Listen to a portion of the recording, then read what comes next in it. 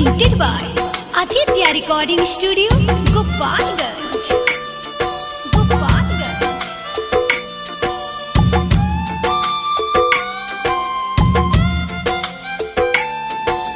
जकागा कह दिह हमारा जान से, जकागा कह दिह हमारा जान से।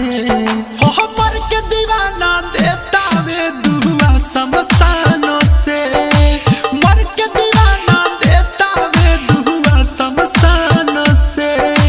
जकागा कह दिह हमारा जान से, जकागा कह दिह हमारा जान से।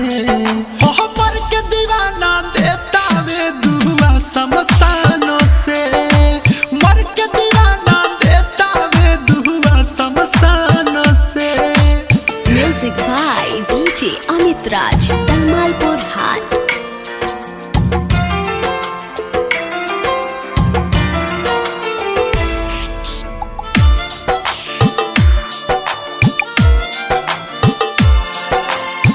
कह दी न से उ हमारा खून से, मेहंदी रचैली हो बुने बुन से।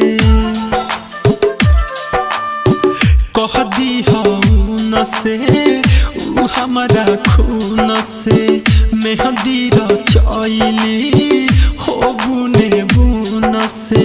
हमके भुला के उ बिसरा के कोइली ना याद कबो ससुरा में जाके, कोइली ना याद कबो ससुरा में जाके।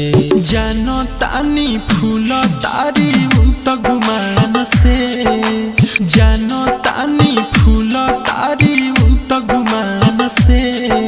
हमर के दीवाना देता वे दुआ शमशानों से, मर के दीवाना देता वे दुआ शमशानों से।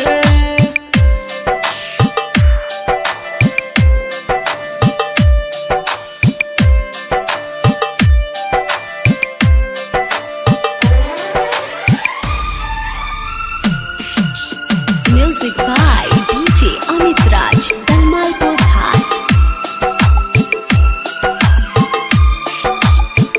कहली कि प्यार होवे पूजाए राजा, दिल में दर्द दिहली उ ताजा ताजा।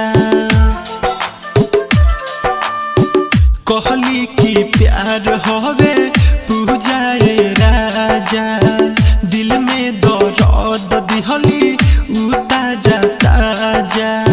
कही हो कबर से देतानी खबर, कहियो तू मिले अइह सुनाए लभर, कहियो तू मिले अइह सुनाए लभर। कहे शेषनाथ खेललू दीपक के अरमान से, कहे शेषनाथ खेललू दीपक के अरमान से।